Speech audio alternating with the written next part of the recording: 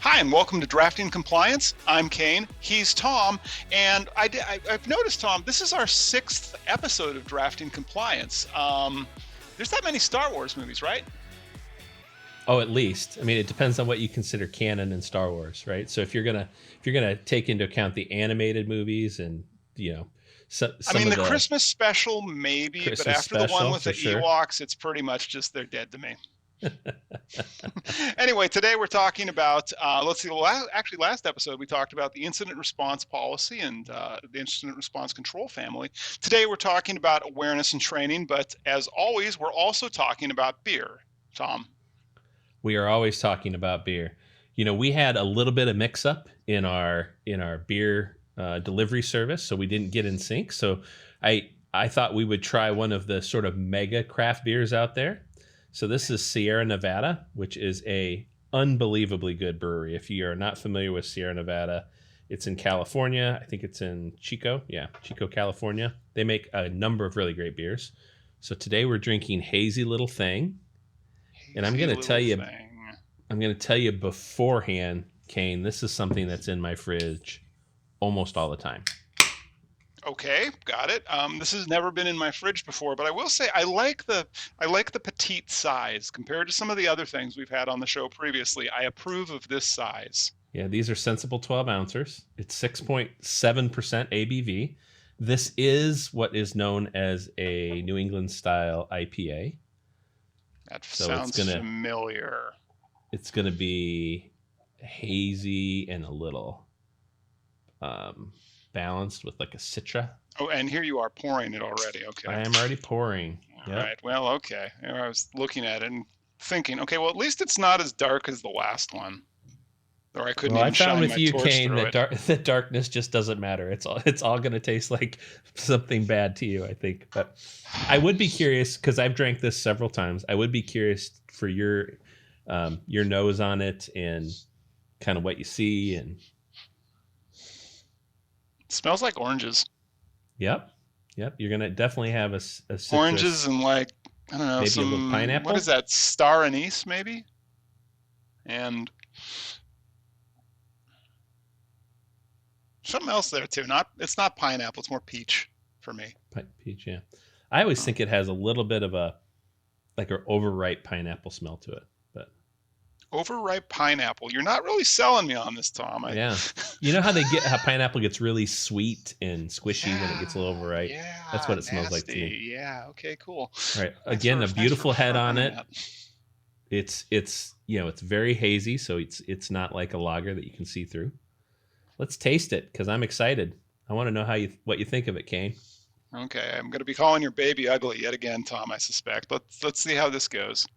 There's a lot of foam on the top. No, that's just straight foam. I should get a straw. Are straws okay? Beer through a straw is not okay. Okay, fine. I'll try. The liquid will come through the foam if you tip it. There you go.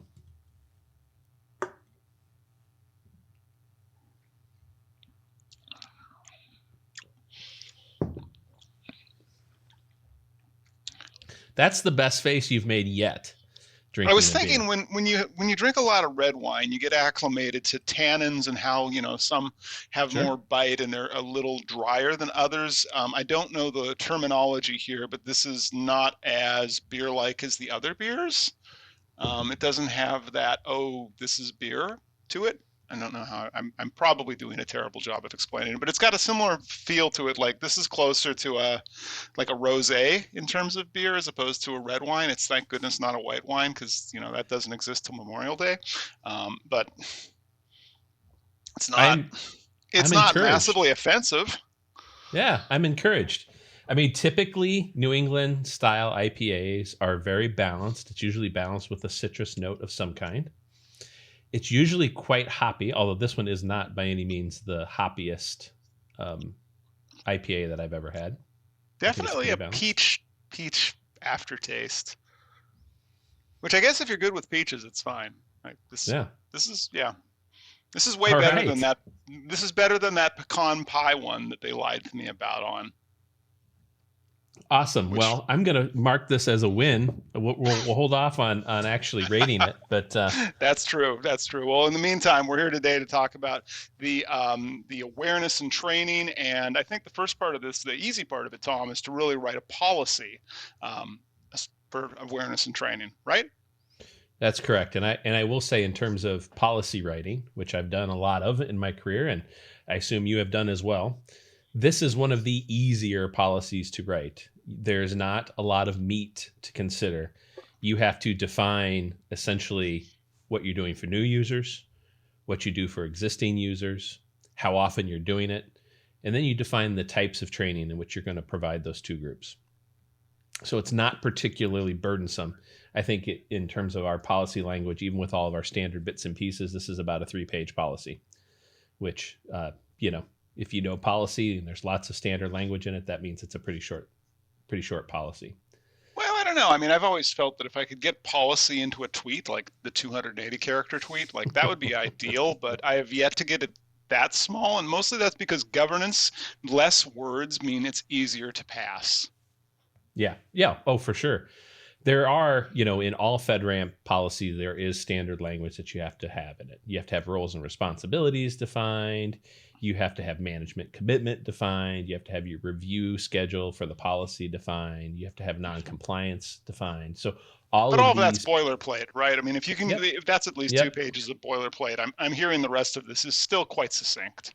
you got it. It's very succinct. And then to your point earlier, the real burden of this policy is in the execution.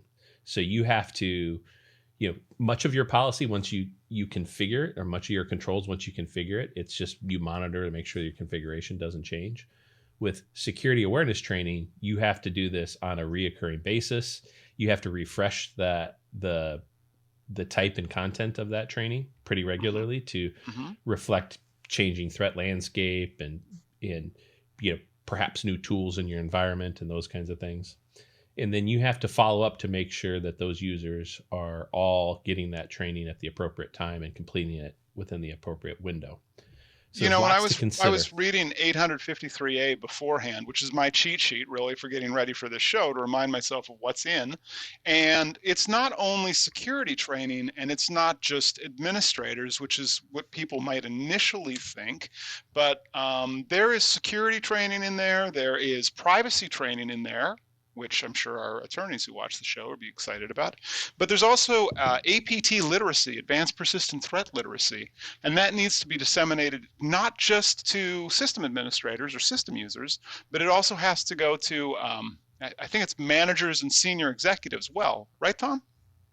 That is correct. We take a much broader approach. So we provide what we call basic security awareness training to everybody in the organization. So anybody gets the same level of training at that level. That includes APT, that includes insider threat training, that includes information spillage training. It also includes conceptual big concepts in security training as well. We have a module that we push out that is sort of what are the main threats that you should be worried about. And the nice thing about all of that kind of training is it's useful outside of the company as well. So it's really good for your user base to take that training in general. Yeah, but beyond that, though, I just want to rotate back on you said insider threat training, because if I recall, 853A, which is the basis of examination for FedRAMP, or at least it's the easy basis, you actually have to test people for their awareness of social engineering and insider threat, right? That is correct. And social engineering is a fairly easy, like I think everybody in the audience probably has seen a fake phishing test and they've received the nasty gram or the positive reinforcement that says, oh no, you got phished. But how are we going to test for awareness of insider threats, Tom? Yeah, that's a good question. There's several ways that you can test it. The first and easiest is you can do standard campaigns, and you can reach out to a number of different companies that will do standard campaigns. Basically, what they're going to do is they're going to act as if they are an employee. They're going to send emails with potential damaging data in it and try to ask that person to move that data someplace to the outside. So that's just an example of a campaign. You can run those campaigns yourself, but the idea is you have to make sure you have some methodology for that training and you track it. But not only do you track that you've given the training, you track all of the employees that have taken that training. So there's an attestation piece to the training as well. Right, and we also, just to rotate onto the administrators, they actually get more training, right? They get role-based security and privacy training, if I recall. That is correct. So we've essentially defined 3 levels of training in our organization. We have basic security awareness training. That's what I described. There's critical system training. So that's people that have access into systems that not everybody in the company would necessarily have access to. So we give some best practice training on those systems. And then we have security role-based training. So anybody who has a security role, including people that are on the CERT that may not look like they have a security role. So the CERT is the Security Incident Response Team. All of those folks will get additional training. That training looks like basic training on our security incident response process, understanding of why they might be a particular target from an outside threat. You know, when you have certain roles within the organization, you become an elevated threat target. So we train them on that as well. So it's just a additional level of diligence for people that have a larger role in terms of security awareness. And that sounds like there's also some interplay there, because in our prior episode, we talked about having an incident response policy and incident response procedures. So it sounds like by training people on our incident response procedures, we're actually satisfying some of that role-based security training for our administrators, right? That is correct. That is absolutely correct. So what's interesting is when you start to think about the members that you have on, say, a CERT team, a lot of them are not what you would typically think of as an information security person. So for instance, you might have your legal head in your organization on that team because you want to have somebody who reads all of the communication that goes out and also touches base with the legal representatives of other companies. Well, in that case, that person is certainly not a typical information security person, but that person does have the need to understand what are the risks associated with this role. Fantastic. Yeah. Okay. The other thing I'm thinking about, I was pausing there. I remember, and I might not be accurate on this one, but I think FedRAMP Moderate has a requirement for physical security controls.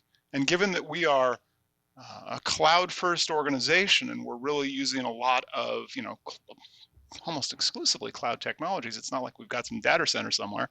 Right. If that's in there, how are we going to actually address a requirement for training on physical security controls? That's a great question. So you're referring to the physical and environmental protection section of controls inside of FedRAMP, which is a whole nother family than security awareness training. Right. And I'm actually writing that policy right now, so I'm pretty familiar with it.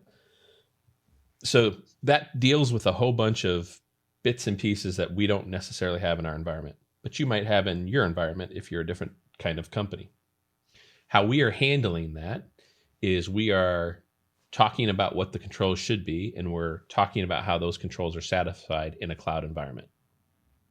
So we have those all satisfied, and we can attest to it through our FedRAMP partnership with, say, Azure or AWS, right? But we're not just saying, hey, no, doesn't apply to us. Like, we're not using a does not apply or a not applicable phrase in this section. Okay, good. So we are, because I imagine that assessment organizations, a 3PAO, might look at that and go, yeah, no, tell us more.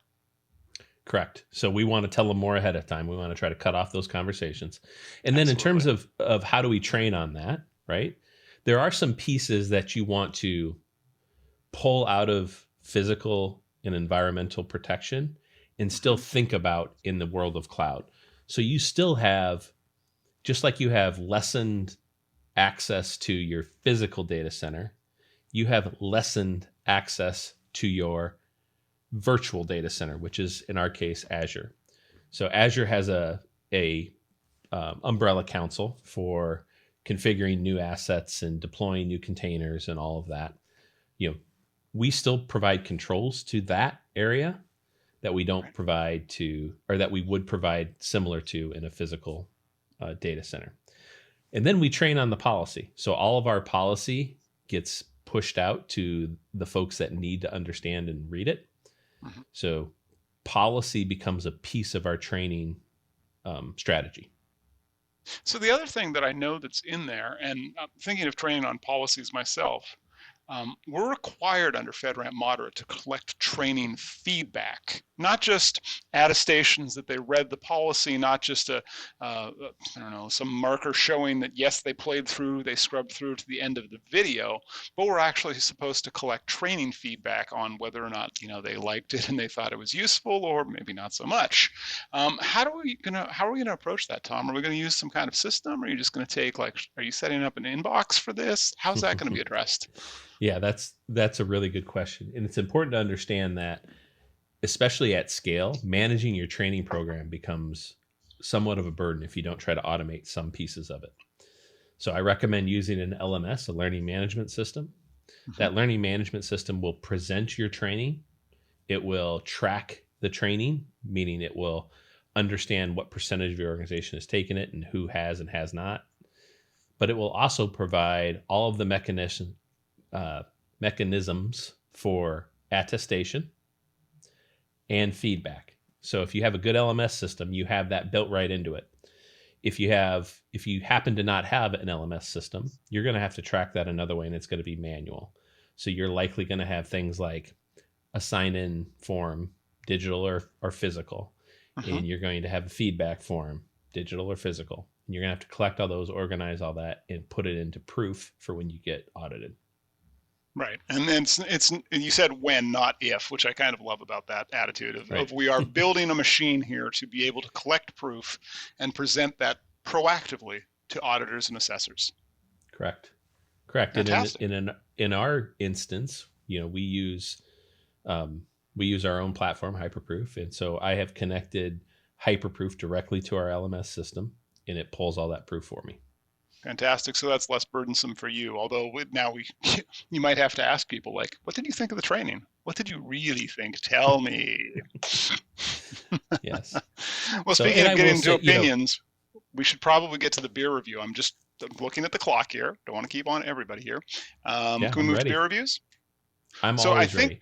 So how much of yours did you finish? I'm looking at mine. I've been steadily sipping. Oh, so me, no. Yeah. Okay. You know, for a beer that you like, something. You haven't drank a lot of it. Let's take one more final draw, just so we get a good feel for it. Let me cleanse my palate here.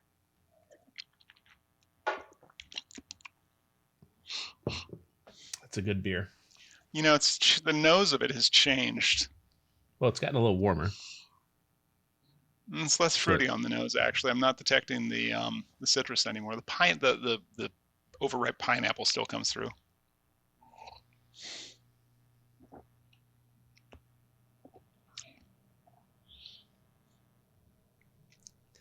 You know, the characteristics have changed. I liked it more than now, weirdly enough. Like, when this was just opened, it had a light, fruity, interesting kind of bouquet. Now it just kind of reads beer. Interesting. Yeah. I get a tiny amount of peach, but it's not nearly as interesting as it was previously. It's not mortifying. I'm gonna give it a 4 out of 10. I am so happy to hear we've moved off of 2s. I don't know. I mean, maybe if we leave this out for another hour, it's going to be a 2. I'm not sure. Yeah. So I've already, tipped my hat a bit. I keep this in my refrigerator pretty regularly. If it's not this, it's something that appropriates really close to this. So I'm going to give it an 8. This is my favorite style of beer by far. And I will say, even if in the variety of this beer, there's lots of variation. So feel free to reach out and try them all. Kane, I think you might find one you actually might rate even a 6. I don't know. So. Well, not that I'm keeping count, but if this is episode 6, this means I have 18 more beers to try, Tom. So we're going to find that one perhaps in the meantime. But for those of you who are still watching, thank you for watching the whole episode. Please do like and subscribe at the end if you want to see both our FedRAMP journey and to see, do I ever find a beer that's higher than a 5? I don't know if I'll ever get to an 8 like Tom, but with that, thanks again for watching, everybody. Again, this has been Drafting Compliance from Hyperproof. I'm Kane. He's Tom. We'll see you again in 2 weeks. Thank you.